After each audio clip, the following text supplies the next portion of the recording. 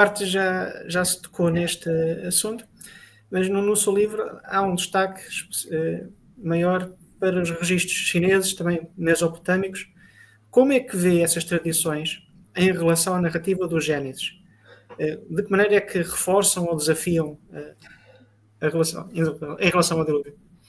Eles são histórias, aí são histórias que são contidas, no caso dos chineses, por exemplo, são contidas nos ideogramas chineses, na escrita deles. Né? Eu cito no trabalho lá a palavra barco, né, que é 8 bocas navio. Né? Então, é um conjunto de ideias, que dá um ideograma, né, que conta a história. É Noé, ou barco. Eles têm inclusive o nome de um deles lá, que é Nuvá. Soa bastante parecido com Noé, eu não sei como é que seria em hebraico Noé, a pronúncia, mas é muito parecido. E eu tenho os livros aqui de pessoas linguistas que estudam o idioma chinês antigo, porque eles têm cerca de 5.000 ideogramas na linguagem chinesa, né? Que são ideias. E elas sempre foram sendo aperfeiçoadas, mas nunca perderam a sua configuração original. Então, quem vai estudar em monumentos antigos acaba descobrindo essa palavra é a mesma dessa palavra. Como é que elas foram se montando, esses ideogramas? E lá eles tratam do pecado, da árvore do bem e do mal, tratam da serpente, tratam do dilúvio. E o primeiro culto religioso chinês, por exemplo, era monoteísta. Eles adoravam o Deus do céu. E o imperador era o que fazia essa intercessão pelo povo. Tem umas histórias muito interessantes a respeito disso. Eles têm, inclusive, templos para isso. Então, eles eram monoteístas. Né? Eles chamavam o Deus do céu, Shangji. Né? Então, por isso que eu tenho na capa do meu livro, tenho aqui o símbolo.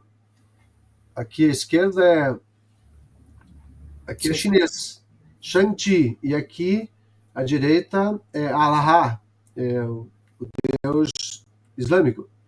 Tá? Então são os deuses das religiões monoteístas. Então é um trabalho muito legal. Eu tenho os livros aqui das pessoas que estudam, a Sociedade Criacionista que divulgou, eu assisti palestras de um dos estudiosos a respeito desse tema. E para eles, para os chineses, quando são abordados por cristãos tratando do Deus do céu, é uma coisa comum, porque eles já conhecem isso. Tá? É muito interessante isso, a forma de abordagem lá. Na China, a religião cristã é bastante controlada, né? Tanto os cristãos católicos quanto outras denominações não é bem fácil, não é fácil de você fazer pregações na China. Os registros da Mesopotâmia destacam lá Gilgamesh, que é considerado da faixa de 1800 a.C., que ele foi uma pessoa real, é considerado assim pelos historiadores. Era o quinto rei da primeira dinastia de Uruk. Tá? Uruk, se não me engano, foi da onde saiu Abrão. É isso? Ur da Caldeia, sim. Ur da Caldeia. Tá? Essa dinastia é da época de entre 2800 a 2500 a.C. Só que quando você vai analisar a arca do Utnapishtim, que era redonda, né? E a do Gilgamesh era um cubo. Então você vê que, tecnicamente, a engenharia dela não seria adequada para o processo que eles queriam fazer. E os relatos ali são, por exemplo, um diz que fala que foram 6 dias. Né? Um dilúvio de 6 dias. Tem o núcleo, tem todas as coisas. O de Utnapishtim, eles soltam, inclusive, uma pomba, uma andorinha e um corvo. Então, daqueles textos que as aves estão envolvidas. Né?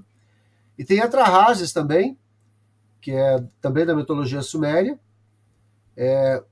que conta toda uma história que os deuses inferiores não queriam trabalhar, e os deuses superiores resolveram criar os humanos para fazer o serviço dos deuses inferiores. Aquelas coisas que eles fazem. Né? Criaram o homem, os homens faziam muito barulho, não atrapalhava o sono deles, e vamos acabar com eles. Né? Aí Enlil resolveu destruir a humanidade. Esse é o texto lá em cuneiforme. Né? Atrahasis foi avisado por um sonho, né? Mandou, aí Enki, que era o outro deus, né, mandou ele construir uma arca, botar os animais e as pessoas lá dentro para poderem sobreviver ao dilúvio. Então esses são os textos sumérios, muito parecidos com o texto hebraico lá da Bíblia, mas quando você analisa os detalhes, não há consistência, não há congruência. A arca bíblica, ela é uma caixa, né? Tanto é que o nome é arca, retangular, com 3 pisos, com porta, levar água, comida, fazer baias, gaiolas e, né, jaulas para levar na arca. Se você vê, quando o pessoal da engenharia foi testar a arca, nas proporções de 6:1 lá do texto bíblico, ela é a mesma proporção dos navios de grande carga que fazem, os navios de containers, as barcaças de transporte de rios, é uma proporção de 6:1, é o mesmo tipo. Ou seja, você vê que tem congruência em termos de engenharia. Outro aspecto interessante é que eles testaram o modelo da escala da arca em laboratórios de hidrodinâmica, que eles testam navios, essas coisas, né? E ela suportaria perfeitamente ondas aí de até 60 metros de altura, não viraria. Ela era perfeitamente apta, em termos de estrutura, a suportar a violência do dilúvio. Então, quando você analisa as outras arcas, você vê que não tem mínimo sentido técnico, né? Pode ser importante, interessante para quem está contando a história lá naquele povo, né?